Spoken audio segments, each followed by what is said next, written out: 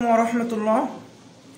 মহান আল্লাহ সুবহানাহু ওয়া তাআলার দরবারে অসংখ্য শুকরিয়া যে আল্লাহ সুবহানাহু ওয়া তাআলা আমাদের বাঁচিয়ে রেখেছেন। রাসূলুল্লাহ সাল্লাল্লাহু আলাইহি ওয়াসাল্লামের শানে পড়ছি ছোট্ট দরুদ সাল্লাল্লাহু আলাইহি ওয়াসাল্লাম।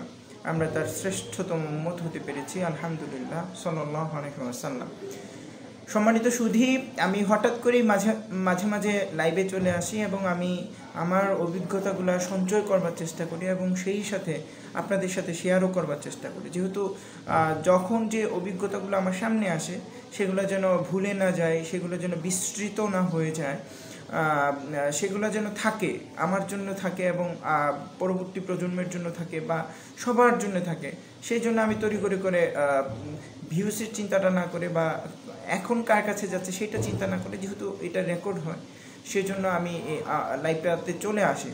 তা আজকেও আমার লাইফে একটা নতুন এক্সপিরিয়েন্স হয়েছে। আমার কিছুদিন আগে 25 বছর শেষ হয়েছে, 26 বছর হতে চললো বা চলছে আমার। তো এই সময় এই অভিজ্ঞতাটা আমার হয়নি, এত বছর বয়সেও আমার এই অভিজ্ঞতাটা হয়নি, অনেক অভিজ্ঞতা হওয়ার সাথে সাথে। সুতরাং আমার কাছে খুব ভালো লেগেছে এবং এই এক্সপিরিয়েন্সটা আমার মনে হয় আরও আগে যদি আমার হতো তাহলে আমি হয়তো আরও কিছু শিখতে পারতাম বা আরও সমৃদ্ধ হতাম। যাই হোক, আজকে হয়েছে আলহামদুলিল্লাহ। আমার কাছে মনে হয়েছে যে আজকের এই এক্সপিরিয়েন্সটা একেবারেই আল্লাহ দয়া করে আমাকে দান করেছেন। কারণ আজকে দারুন নাজাত সিদ্দিকিয়া কামিল মাদ্রাসায় ঢাকা জেলা প্রশাসক এসেছিলেন। তিনি আমাদের গভর্নিং বডির সম্মানিত সভাপতি। সুতরাং তিনি এসেছেন। তিনি একজন দেশের গুরুত্বপূর্ণ ব্যক্তি এবং ঢাকা জেলার প্রশাসক অবশ্যই একজন গুরুত্বপূর্ণ মানুষ। ঢাকা জেলার মতো একটি জেলায় যিনি প্রশাসকের ভূমিকায় আছেন, অবশ্যই তিনি অনেক জানেন, বোঝেন, অনেক অভিজ্ঞতা থেকে নিয়ে আসছেন। এইটাই কিন্তু বাস্তব সত্য কথা। তো স্বাভাবিকভাবেই এই গভর্নিং বডির যেই সভা, সেখানে তো আমি সদস্য নই। ছাত্র প্রতিনিধি থাকলে হয়তো চিন্তা করা যেত যে আমি আসলে সদস্য হতাম, কেউ হতাম না। কিন্তু আসলে ছাত্রদের তো কোনো প্রতিনিধি নাই, সেখানে অভিভাবক প্রতিনিধি আছে, আরও আছে। তো প্রিন্সিপাল হুজুর বলছে নাই ডকুমেন্টারির জন্য কিছু ছবি কালেক্ট করার আগে তুমি আমাদের ওই প্রোগ্রাম থেকেও কিছু ছবি কালেক্ট করতে পারো। তা আমি নিয়েছি, ছবি কালেক্ট করার জন্যই প্রোগ্রামে ছিলাম এবং আমি বিস্তর অভিজ্ঞতা এবং শুরু থেকে শেষ পর্যন্ত ছিলাম। হুজুর কোন ছবিটা তুলতে বলেছেন এটা তো আমাকে বলেন নাই, এই জন্য আমি শুরু থেকে শেষ পর্যন্ত ছিলাম যে ছবি তুলতে থাকি, কোন ছবিটা আবার কাজে লাগে, তাই না, ডকুমেন্টারির জন্য বা মাদ্রাসার জন্য, তাই না। তো আমি অপেক্ষা করছিলাম, সকালবেলায় এসে কাজ শুরু করে দিয়েছি। কাজ শুরু করার পরে চিন্তা করলাম যে না, অপেক্ষা করি। প্রিন্সিপাল হুজুরকে দেখেছি, এই যে আমাদের সভাপতি সাহেব শহীদুল হক সাহেব, তিনি আসবেন এই জন্য কিন্তু হুজুর আমাদের মাদ্রাসাকে একবারে এই করোনাকালীন মুহূর্তেও যথেষ্ট সাজাবার চেষ্টা করেছেন। গাছগুলার যে টবগুলো ছিল সেই টবগুলা সাজিয়েছেন। তারপর আমাদের মাদ্রাসায় যতটুকু সম্ভব রং করা, সেই রংটা করেছেন। আমাদের নিচে যেই রুমগুলা তাকে দেখানো হবে সেই রুমগুলাকে পরিচ্ছন্ন করেছেন। সবসময় পরিচ্ছন্ন থাকে, কিন্তু আবার নতুন করে ঢেলে সাজিয়েছেন, রং করেছেন, তাই না। একজন মানুষের জন্য তিনি যেন ফার্স্ট টাইম আসাতে আমাদের মাদ্রাসায় এখন পর্যন্ত যত সভাপতি এসেছেন প্রত্যেক সভাপতি কিন্তু আমাদের মুহতারাম প্রিন্সিপাল হুজুরের ভক্ত হয়ে গিয়েছেন শেষ মুহূর্তে। তো ইনি নতুন আমাদের সভাপতি, জানেন না কিছু। তো প্রথম জিনিসটাই তো ইম্পর্টেন্ট থাকে, তাই না। প্রথমের অনুভূতিটাই, প্রথম যেই দেখাটা হয় সেটা অনেক দিন পর্যন্ত মনে থাকে। তো প্রিন্সিপাল হুজুর সেই জায়গা থেকেই মাদ্রাসাটাকে আবার নতুন করে সাজিয়েছেন। সবাই খুব তৎপর ছিল। আমাদের বোর্ডিং অফিস তো একটু সাধারণত কালিযুক্ত থাকে, অনেক রান্নাবান্না হয়, কিন্তু সেগুলোও একেবারে খুব পরিষ্কার পরিচ্ছন্ন করা হয়েছে। যদি আমাদের জেলা প্রশাসক সেখানটাতেও যান, তাই না, চেষ্টা করা হয়েছে। এবং আমি দেখেছি যে প্রিন্সিপাল হুজুর এই মানুষটিকে কি পরিমাণ গুরুত্ব দিয়েছেন, যে আসলে গুরুত্বপূর্ণ মানুষকে গুরুত্ব দিতে হয়, আর গুরুত্ব দিলে নিজের গুরুত্ব কমে না, বরং নিজের গুরুত্ব কিন্তু বেড়ে যায়। তো হুজুর সেই সকাল থেকে বাইরে দাঁড় হয়ে আছেন যে কখন প্রশাসক আসবেন এবং তাকে বরণ করে নেবেন। এটা আমি দেখেছি, আমার কাছে ভালো লেগেছে। আমি চিন্তা করছি হুজুর যদি অপেক্ষা করতে পারেন তাহলে আমি আমার কাজ রেখে আমি কেন অপেক্ষা করতে পারবো না। আমি বাইরে দাঁড় হয়ে থেকেছি, আমার অন্যান্য আসাতিজা কেরাম যারা আছেন তারাও অপেক্ষা করছিলেন। মোটামুটি 15-20 মিনিট সময় ধরে অপেক্ষা করার পর দেখি যে স্যার একটা গাড়ির সাথে প্রোটোকল নিয়ে আসছেন। তো আসতেই তার দিকে আমার চোখ যায় এবং ভালো লাগে, যথেষ্ট ব্যক্তিত্বপূর্ণ মনে হয়েছে। এবং তিনি যে ঢাকা জেলা প্রশাসক সেটা মনে হয়েছে যে তার অ্যাটিটিউড, তার বিহেভিয়ার, তার কথাবার্তা, তার চলচলন, তার হাঁটা চলা, এগুলো সব কিছুই কিন্তু উল্লেখযোগ্য ছিল এবং দেখেছি, ভালো লেগেছে। তো তিনি প্রথমেই আমাদের দারুন নাজার সিদ্দিকিয়া কামিল মাদ্রাসার বিভিন্ন অবকাঠামো পরিদর্শন করলেন, মহিলা মাদ্রাসা পরিদর্শন করলেন, এবং আমাদের যে মহিলা মাদ্রাসার জন্য স্বতন্ত্র ক্যাম্পাস করা হয়েছে, আমরা যে নারী শিক্ষা নিয়ে ভাবি এবং খুব গুরুতরভাবে ভাবি বা খুব গুরুত্ব দিয়ে ভাবি, সেইটা দেখে তিনি খুব বেশি খুশি হয়েছেন। এবং আসলে এইভাবেই ভাবা উচিত, নারীদেরকে নিয়ে আমরা যারা ভাবি তারা আসলে পূর্ণতা নিয়ে ভাবতে পারি না, ভাবনার পূর্ণতা নিয়ে ভাবতে পারি না। আমাদের খুব দুঃখ লাগে যে আমাদের বাংলাদেশে নারীদের জন্য স্বতন্ত্র কোনো ইউনিভার্সিটি নেই, তাই না? অথচ আমাদের দেশে এখন নারীরা কিন্তু রাষ্ট্র পরিচালনা করছে, তারা মন্ত্রী হচ্ছেন, এমপি হচ্ছেন, কিন্তু তার একটা নারীদের জন্য একটা স্বতন্ত্র ইউনিভার্সিটি নাই। এটা খুব কষ্ট লাগে, তাই না? হওয়া উচিত। হ্যাঁ, নারী পুরুষের ইউনিভার্সিটি তো আছেই, এটা তো এখন সামাজিক বাস্তবতা হয়ে দাঁড়িয়েছে, সেটা ভিন্ন জিনিস।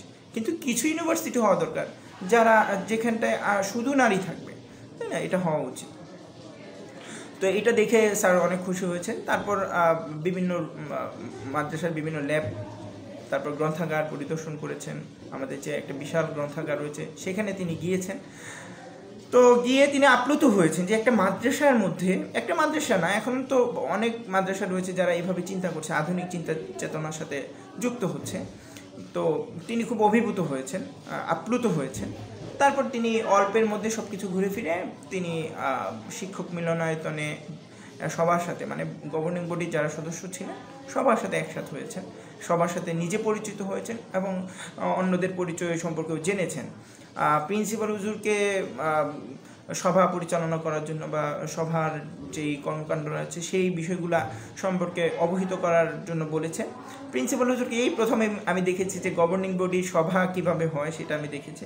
হুজুর বিভিন্ন এজেন্ডা নিয়ে কথা বলেছেন এবং সবগুলোই হুজুর যেই কাজগুলো করেন সবগুলো তো এমনভাবে করেন যেন এখানে না বলার কোনো সুযোগ না থাকে। তো সবগুলা এজেন্ডার সাথেই আমাদের সভাপতি মহোদয় একমত হয়েছেন এবং হুজুরের বিচক্ষণতা, হুজুরের চিন্তা মাদ্রাসার জন্য, তার গভীর চিন্তা, মাদ্রাসা শিক্ষার জন্য তার গভীর চিন্তা, এগুলা তিনি আপ্লুত হয়েছেন এবং তিনি খুব বেশি রকমের খুশি হয়েছেন হুজুরের এই সমস্ত চিন্তা চেতনায়। এরপর তিনি নিজে বক্তব্য রাখেন। বক্তব্য রাখতে গিয়ে বেসিক্যালি তার আশাটাই মুখ্য, সবার সাথে দেখা করাটাই তার প্রধান ইচ্ছা ছিল। এই কথাগুলো তিনি বলেছেন এবং তিনি কথায় কথায় এমন কিছু কথা বলেছেন যেগুলো আমাকে খুব স্পর্শ করেছে। তিনি বলেছেন যে আসলে আমরা সবসময় ইবাদত বন্দিগি করি, আল্লাহ তাআলার কাছে চাই ইবাদত বন্দিগির বিনিময়ে, বা এমনিতেই আমরা চেয়ে বসি যে আল্লাহ তুমি আমাকে জান্নাত দিও, জাহান্নাম থেকে মুক্তি দিও। কিন্তু আর একটু গভীরভাবে চিন্তা করলে দেখা যায় যে জান্নাত শ্রেষ্ঠ না জাহান্নাম, জান্নাত শ্রেষ্ঠ না মানুষ শ্রেষ্ঠ। তো সেক্ষেত্রে দেখা যায় যে আল্লাহ তাআলার সবচেয়ে প্রিয় সৃষ্টি জান্নাতও না, আল্লাহ তাআলার সবচেয়ে প্রিয় সৃষ্টি হচ্ছে মানুষ। কিন্তু তার কর্মের কারণে, তার তাকওয়ার কারণে, তার ইমানের কারণে, তার আচরণ দক্ষতার কারণে, বিশ্বাসের কারণে এটাকে কি বলে জান্নাতের চেয়েও শ্রেষ্ঠ হয়ে ওঠে। মানুষ শ্রেষ্ঠ হয়ে কেন অপেক্ষাকৃত কম শ্রেষ্ঠ জিনিসের জন্য দোয়া করবে, এটা হচ্ছে একটা কথা। তো এই জন্য তিনি বলছেন যে আমরা কেন জান্নাত চাইতে যাব আমরা। হ্যাঁ, যদিও হাদিসের মধ্যে আসছে, তিনি তার ভালোবাসার জায়গা থেকে বলেছেন বা এই বিষয়টাকে গুরুত্ব দেওয়ার জন্য বলেছেন, এটাই আমি মনে করতে চাই। কারণ আল্লাহ রাসূল সাল্লাল্লাহু আলাইহি ওয়াসাল্লাম আমাদেরকে জান্নাতের দোয়া শিখিয়ে দিয়েছেন। কিন্তু তিনি বলতে চাইছেন যে আমরা তো আল্লাহ তাআলার সন্তুষ্টিটাকে প্রায়োরিটি দিব, আমরা তো সবসময় আল্লাহ তাআলার সন্তুষ্টি চাইব। আর ওই যে আমাদের নুরুল আমিন আমজাদি কবিতা লিখেছেন, যে গান গেয়েছেন যে তুমি যদি হও আমার প্রভু বিশ্বের সব হবে মোর, তাই না? সুতরাং আল্লাহ তাআলা যদি আমাদের হয়ে যায় তাহলে জান্নাত তো আমাদের হবেই, তাই না? জান্নাতের সমস্ত নাজ নিয়ামত যেগুলো রয়েছে সেগুলো তো আমাদের হবেই। এই বিশ্বাসের জায়গা থেকে তিনি আমাদেরকে আল্লাহর সন্তুষ্টির চাইতে বলেছেন, এটা ভালো লেগেছে। তিনি একজন জেনারেল শিক্ষিত মানুষ, এই জায়গা থেকে আল্লাহর সন্তুষ্টিটা সবচেয়ে গুরুত্বপূর্ণ যে জিনিসটি জীবনের জন্য, একজন গোলামের জন্য, একজন বান্দার জন্য, যে সে তার মুনিবকে খুশি করবে, এইটা তিনি উপলব্ধি করেছেন, এটা তার বোধে আছে। এটা আমার কাছেও আশা জায়গা নিয়ে মনে হয়েছে যে একজন জেনারেল শিক্ষিত মানুষ সেই চিন্তাটা করছে। তারপর তিনি বলেছেন যে আমি আলেম ওলামাদের সাথে থাকতে এসেছি, তা আপনাদের সাথে আলেম ওলামাদের দিকে তাকানোও তো সওয়াবের কাজ, তাদের সোহবতও তো সওয়াবের কাজ, তাদের সোহবতে থাকা, তাদের সংস্পর্শে থাকা, এটা তো আমার নাজাতের জন্য যথেষ্ট হতে পারে। এই জন্য বেসিক্যালি আমার আপনাদের কাছে আসা। ভালো লেগেছে তার এই অনুভূতি। আসলে আলেম ওলামাদের প্রতি এভাবেই শ্রদ্ধাটি পোষণ করা উচিত। আসলে জাতির শ্রেষ্ঠ সন্তান হচ্ছে এই আলেম ওলামা। এই আলেম ওলামা আছেন বলেই এখনও পর্যন্ত কিয়ামত সংঘটিত হয়নি। আলেম ওলামাদের কারণে মানুষের মধ্যে ইমানের চর্চা হয়, মানুষের মধ্যে আমলের চর্চা হয়, মানুষ আল্লাহ সুবহানাহু ওয়া তাআলাকে ডাকে, রাসূল সাল্লাল্লাহু আলাইহি সাল্লামকে স্মরণ করে। তাই জন্য কিন্তু আসলে এখনও পৃথিবীটা স্থির রয়েছে। যতই অস্থিতিশীলতা দেখি, যতই পৃথিবীর মধ্যে অনেক হাহাকার, অনেক কিছু দেখি, কিন্তু সেই জায়গাতেও আমরা কিন্তু একটা ভারসাম্যপূর্ণ পৃথিবীর মধ্যে আছি। 600-700 কোটি মানুষের মধ্যে কিছু কিছু জায়গায় তো এই সমস্যাগুলো হবেই, কিন্তু তারপরেও কিন্তু এখনও পৃথিবীটা একেবারেই ধ্বংস হয়ে গেছে, নষ্ট হয়ে গেছে এটা বলবো না, বরং আলেমদের কারণে ঠিক আছে। সেই আলেমদেরকে তিনি রেসপেক্ট করতে, তাদের সাথে জাস্ট একটু বসার জন্য, তাদের একটু দোয়া নেওয়ার জন্য তিনি এসছেন। এই যে অনুভূতিটি, এটা আমার কাছে ভালো লেগেছে। আমার মনে হয় প্রত্যেকটা জেনারেল শিক্ষিত মানুষের বা প্রত্যেকটা মানুষের এই চিন্তাটি মাথার মধ্যে পোষণ করা দরকার যে আমার সামর্থ্য নেই, আমার সুযোগ নেই যে অনেক বড় ইসলামী পণ্ডিত হওয়া, কিন্তু আলেমদেরকে ভালোবাসার তো সুযোগ আছে, আলেমদের সংস্পর্শে যাওয়ার তো সুযোগ আছে, এতটুকু বোধ তো থাকা উচিত, তাই না? আলেমদের সহবতে থেকে যদি এই আমাদের জেলা প্রশাসক তিনি তার কর্ম পরিচালনা করে থাকেন, তিনি তার অধীনস্থদের পরিচালনা করে থাকেন, তাহলে অবশ্যই তার পরিচালনাধীন যেই পরিসরটি রয়েছে সেটি অবশ্যই অনেক বেশি সমৃদ্ধ হয়ে উঠবে, অনেক বেশি আলোকোজ্জ্বল হয়ে উঠবে, এত কোনো সন্দেহ নয়। তিনি আরেকটি কথা বলেছেন যে আমরা হচ্ছে আল্লাহ তাআলার অ্যাম্বাসেডর, তাই না? এটা প্রত্যেকে আল্লাহ তাআলার অ্যাম্বাসেডর, এইটা আমার কাছে খুব ভালো লেগেছে। তিনি অ্যাম্বাসেডর শব্দটা ইউজ করেছেন। আসলে ওই যে আল্লাহ সুবহানাহু ওয়া তাআলা আমাদের সবাইকে খলিফা হিসেবে সৃষ্টি করেছেন, ওইটাকে তিনি অ্যাম্বাসেডর বলেছেন।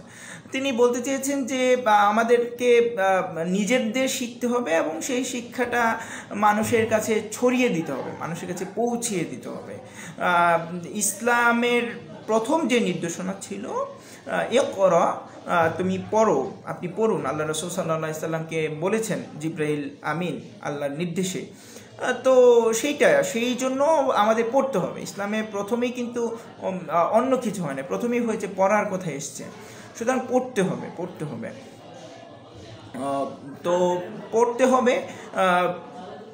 তো এখানে তিনি একটা কথা বলেছেন যে এই পড়ারটা কে শিক্ষা দিয়েছেন। তিনি বলেছেন যে এই পড়তে বলেছেন জিবরিল আমিন, সুতরাং তিনি রাসূলুল্লাহ সাল্লাল্লাহু আলাইহি ওয়াসাল্লাম শিক্ষক ছিলেন।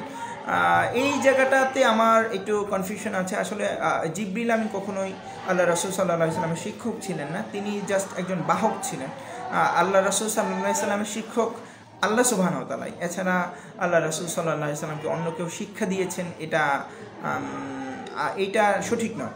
তো জিবরিল আমিন জাস্ট বাহক ছিলেন, আল্লাহ সুবহানাহু ওয়া তাআলা জিবরিল আমিনের মাধ্যমে আল্লাহ রাসূল সাল্লাল্লাহু আলাইহি ওয়াসাল্লামের কাছে শিক্ষাগুলো পৌঁছে দিলেন। তো এটা তার জানার জায়গাতে ভুল থাকতে পারে, কিন্তু তিনি বোঝাতে চেয়েছেন যে এই শিক্ষা দেওয়াটা ফেরেশতাদের কাজ। মানে একটা ফেরেশতাদেরকে তো আমরা সাধারণ মানুষেরা অনেক ভালো জানি, তাদের কোনো গুনাহ নাই, তারা অনেক নেক আমল করে, তারা শুধু আল্লাহর হুকুম পালন করে। সেই জায়গায় তো আমরা ফেরেশতাদেরকে তো অবশ্যই একটা ভালো চোখে দেখি, ভালো দৃষ্টিতে দেখি। তো এই অর্থে বুঝাইতে চেয়েছেন যে জ্ঞানের প্রচার করা, জ্ঞান শিক্ষা দেওয়া, এটা ফেরেশতাদের কাজ, ফেরেশতাতুল্য কাজ। সুতরাং এই কাজটা যদি আমরা যারা করছি, আমরাও কিন্তু ওই রকম মহৎ একটা কাজ করছি। তো এইটাই তিনি বোঝাতে চেয়েছেন। কিন্তু আসলে জ্ঞান শিক্ষা দেওয়াটা বেসিকলি আল্লাহ সুবহানাহু ওয়া তাআলার কাজ, জ্ঞান শিক্ষা দেওয়াটা রাসূল সাল্লাল্লাহু আলাইহি ওয়াসাল্লামের কাজ। আমরা সেই কাজটাই করে চলেছি। এখন কথা হচ্ছে যে আসলে কোন জ্ঞান কোরআন কারিমের মধ্যে যে জ্ঞান রয়েছে, হাদিস শরীফের মধ্যে যে জ্ঞান রয়েছে, সব জ্ঞান। এখানে আমরা ধর্মীয় জ্ঞান বলে জ্ঞানের পরিসরটাকে ছোট করে ফেলতে চাই। আসলে কোরআনের মধ্যে কিন্তু সায়েন্স আছে, লিটারেচার আছে, ইতিহাস আছে, তারপর সব কিছু আছে, গল্প আছে, উপন্যাস আছে, কবিতা আছে। যদিও এই জন্যই কোরআন কারিম না, বরং কোরআন কারিম একটি ঐশী ধর্মগ্রন্থ এটি, কিন্তু সব কিছু কিন্তু এখানটায় রয়েছে। আল্লাহ রাসূল সাল্লাল্লাহু আলাইহি ওয়াসাল্লাম হাদিস ঘাটলে সেখানে বিজ্ঞান আমরা খুঁজে পাই, সেখানে আমরা ইতিহাস খুঁজে পাই। আমরা আলেম উলামারা জ্ঞানটাকে দুই ভাগে ভাগ করে ফেলছি, যে একটা হচ্ছে সাধারণ শিক্ষা আর একটা হচ্ছে দ্বীনি শিক্ষা। কিন্তু আসলে সাধারণ শিক্ষাটাও এক ধরনের দ্বীনি শিক্ষা, সেইটাকে আমাদের দ্বীনের আওতায় নিয়ে আসতে হবে, সেটাই হচ্ছে মূল কথা। তো এই জায়গায় যারা আমরা সাধারণ শিক্ষায় আছি তাদের মনে হয় উচিত যে এখন যেহেতু এটা একটা ভাগ চলে এসছে, সুতরাং আমরা যারা সাধারণ শিক্ষায় আছি আমাদের মনে হয় উচিত যে আমাদের দ্বীনি শিক্ষা চর্চা করা উচিত সাধারণ শিক্ষার সাথে সাথে, এবং আমরা যারা দ্বীনি শিক্ষায় আছি তাদের উচিত যে এই দ্বীনি শিক্ষার সাথে সাথে সাধারণ শিক্ষাটা নিয়ে আসা, এবং মনে করা যে আসলে সমস্ত শিক্ষাই কোরআনের থেকে এসছে, হাদিসের থেকে এসছে, এবং যদি সেই বিশ্বাসের জায়গা থেকে আমরা অধ্যয়ন করি তাহলে যে কোনো শিক্ষাই ইবাদত হয়ে উঠতে পারে, তাই না? এইটা আমাদের মাথায় রাখা উচিত। তারপর তিনি আরেকটি কথা বলেছেন, সেটা হচ্ছে যে জিজ্ঞেস করেছেন যে আমাদের মাদ্রাসার মধ্যে হিন্দু ধর্ম বা বৌদ্ধ ধর্ম এই সমস্ত ধর্মের জ্ঞানগুলো শিক্ষা দেওয়া হয় কিনা। তখন আমাদের প্রধান মধ্যস্থ যিনি আছেন তিনি বলেছেন যে হ্যাঁ, আমাদের অনার্সে একটা সাবজেক্টেই আছে যে কম্পারেটিভ রিলিজিয়ন, এবং সেই কম্পারেটিভ রিলিজিয়নের উপর জন্য অনেকগুলা ধর্মগ্রন্থ আমাদের পড়তে হয়, আমাদের ছেলেরা পড়ে, আমাদের ছাত্ররা অধ্যয়ন করে, এবং কম্পারেটিভ রিলিজিয়নের উপর আমাদের মাক্তাবায় অনেক কিন্তু গ্রন্থ রয়েছে, গীতা আছে, তারপর আরও অনেকগুলা ধর্মগ্রন্থ কিন্তু রয়েছে। তিনি শুনে খুব খুশি হয়েছেন। জেলা প্রশাসক বলেছেন যে আসলে এটা আমার কাছে খুব ভালো লেগেছে, অন্য ধর্ম সম্পর্কে আমাদের জানা উচিত, ইসলামটাকে আমাদের মধ্যে সীমাবদ্ধ না রেখে, ইসলাম তো কখনো আমাদের মধ্যে সীমাবদ্ধ ধর্ম নয়, বরং এটা তো হচ্ছে সবার জন্য, তাই না? সবাই এই ধর্মটা জানবে, তো সবার কাছে এই ধর্মটাকে যৌক্তিকভাবে উপস্থাপন তো করা লাগবে। এই জন্য আমার অন্য ধর্ম সম্পর্কেও জানা লাগবে। যখন অন্য ধর্ম সম্পর্কে জানবো, আমার নিজের সম্পর্কে জানবো, তখন আমি একটা তুলনামূলক আলোচনা করতে গিয়ে এমনভাবে কথা বলতে পারবো কেউ আমাকে নড়াতে পারবে না, তাই না? এই জিনিসটা তিনি বলেছেন, আমার কাছে খুব ভালো লেগেছে। তিনি মাদ্রাসায় এসে ভগবত গীতার সন্ধান করেছেন, আমরা তদারকি করেছেন তার জায়গা থেকে, এটা আমার কাছে খুব ভালো লেগেছে। আমার কাছে ভালো লেগেছে। আমার খুব মনে চায় যে এই মাদ্রাসা ব্যাকগ্রাউন্ড থেকেও আমরা স্কুল কলেজের যারা শিক্ষার্থী রয়েছে তাদেরকে আমরা যাব, তাদেরকে যেয়ে আমরা বলবো যে আপনাদের এখানে কোরআন আছে কিনা, ফিক আছে কিনা, বা এই বিষয়গুলো তো তাদের জানা দরকার, আমাদেরও জানা দরকার, আমাদের সায়েন্স জানা দরকার, লিটারেচার জানা দরকার, আমাদের সব কিছুই জানা দরকার। ঠিক অনুরূপভাবে প্রত্যেকটা মুসলমানের কিন্তু এই ধরনের কোরআনের জ্ঞান বা সরাসরি যেটা দ্বীনের সাথে রিলেটেড সেই জ্ঞানটা জানা দরকার, সেটা জানে কিনা। এইটা আমাদের জেলা প্রশাসক মহোদয় তিনি অবশ্যই বিভিন্ন স্কুল কলেজ পরিদর্শন করেন বা বিভিন্ন জেনারেল অঙ্গনে যান। এই ধরনের যারা পদস্থ ব্যক্তি রয়েছেন, দেশের আমলা রয়েছেন, তাদের মনে হয় এই চিন্তাগুলো নতুনভাবে করা দরকার। একজন সচিব যদি শিক্ষা সচিব বলি বা যে কোনো সচিব বলি, তারা যদি কোনো প্রতিষ্ঠানে গিয়ে শিক্ষার্থীদের ধর্মজ্ঞান সম্পর্কে জানতে চেষ্টা করেন, সেটা কিন্তু অনেক বেশি ফলপ্রদায়ী হবে। আমরাও চেষ্টা করবো, আমরা যারা দ্বীনি অঙ্গনে আছি আমরাও কিন্তু জেনারেল শিক্ষার্থীদেরকে নিয়ে খুব ভাবতে চাই তারা কিভাবে কি করছে, তাই না? আসলে তারা জানে না, তাদেরকে জানানোও হয় না। অনেক জেনারেল শিক্ষার্থী রয়েছে যাদেরকে শুধুমাত্র ওই পার্থিব শিক্ষাটাই শিক্ষা দেওয়া, অন্য শিক্ষার ব্যাপারে উদ্বুদ্ধও করা হয় না। এটা হচ্ছে একটা দুঃখজনক বাস্তবতা, তাই না? একজন মুসলমান, সে আমাদের এখানে অনেক জেনারেল শিক্ষার্থী, সেদিনও আমার একজন খুব ঘনিষ্ঠ এক জেনারেল শিক্ষার্থীর সাথে আমার কথা হচ্ছে, সে বলেছে যে ভাই আমাদের কোচিংয়ের টাইমটা এমন যে 2টা থেকে 8টা পর্যন্ত আমাদের কোচিং চলে, তো এর মধ্যে কোনো বিরতি নাই। তো আসরের নামাজ আমাদের পড়া যায় না, মাগরিবের নামাজ আমাদের পড়ার সুযোগ নেই, বিরতিই তো নাই। তাহলে কোন দেশে আমরা বসবাস করছি? আমরা বলছি যে আমরা একটি ইসলামিক দেশে বসবাস করছি বা আমরা একটা মুসলিম রাষ্ট্রে বসবাস করছি, কিন্তু নামাজের জন্য পর্যাপ্ত সময় দেয়া হয় না। এটাই হচ্ছে বাস্তবতা। তাহলে কি হচ্ছে, এটাই প্রশ্ন। সুতরাং আমাদের সাধারণ অঙ্গনে মানুষদেরকে এই বিষয়গুলো খুব ভালো করে ভাবা দরকার, আর আমরা যারা মৌলিক দায়িত্ব পালন করছি তাদের ওই বিষয়গুলো নিয়ে আরও অনেক চিন্তা করা দরকার।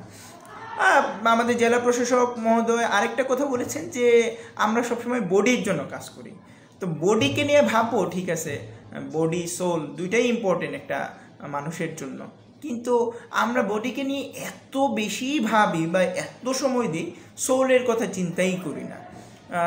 সোলের কথা চিন্তা করতে হবে, সোলের জন্য আমাদের পরিশ্রম করতে হবে। সোলের জন্য আমরা যদি চিন্তা করি, পরিশ্রম করি, তাহলেই আমাদের জীবনটা বেশি সুখকর হবে। বডির জন্য চিন্তা করলে দেখা যায় আমাদের নিজেদের ভিতরে মোহ চলে আসে, আমাদের ভিতরে ভুল চিন্তাভাবনা চলে আসে, আমরা অন্যায় করে বসি, তাই না? এই বিষয়গুলো আমাদের মধ্যে চলে আসে। কিন্তু আমরা যদি সোলের জন্য চিন্তা করি, আত্মার শান্তির জন্য চিন্তা করি, তখন কিন্তু আমরা অন্যায় চিন্তাগুলো করবো না, আমরা ভুলভাল চিন্তাগুলো করবো না, অন্যের ক্ষতিগুলো করবো না, বরং আমাদেরকে যিনি সৃষ্টি করেছেন, আমাদেরকে যে একটা অনন্ত আখিরাতের পাড়ি দিতে হবে, অনন্ত জান্নাত আমাদের সামনে অপেক্ষা করছে, সেই চিন্তাগুলো করবো। যখন চিন্তা করব তখন আমরা অনেক খারাপ কাজ ছেড়ে দিব, এবং সেই খারাপ কাজ ছেড়ে দেওয়ার জায়গা থেকেই আমরা ভালো কাজগুলো করব। সুতরাং আমাদের বডি তো বেঁচে থাকবার জন্য বডিও ইম্পর্টেন্ট, খেতে হয়, আমাদের চলতে হয়, ফিরতে হয়, বডিকে শান্তি দিতে হয়, তাই না? বডিকে বিশ্রাম দিতে হয়, সেগুলা না দিলে তো আমাদের আত্মাও টিকবে না, তাই না? বডি ইম্পর্টেন্ট, কিন্তু এইটাকে নিয়েই যেন আমাদের সমস্ত কর্মযোগ্য না হয়, বরং আমাদের আত্মাকে নিয়েও যেন আমরা ভাবি। আমাদের জেলা প্রশাসক মহোদয় এই কথাগুলো বলেছেন, একজন জেলা প্রশাসক মহোদয় এই কথাগুলো আমাদের এখানে বলেছেন।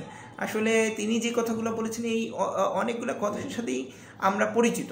তিনিও বলেছেন যে এখানে হুজুররা যারা রয়েছেন তারা আমার চেয়ে অনেক বেশি জ্ঞানী, ধর্ম সম্পর্কে অনেক বেশি জানেন, তারপরেও আমার অনুভূতিটি শেয়ার করে তাদের সাথে।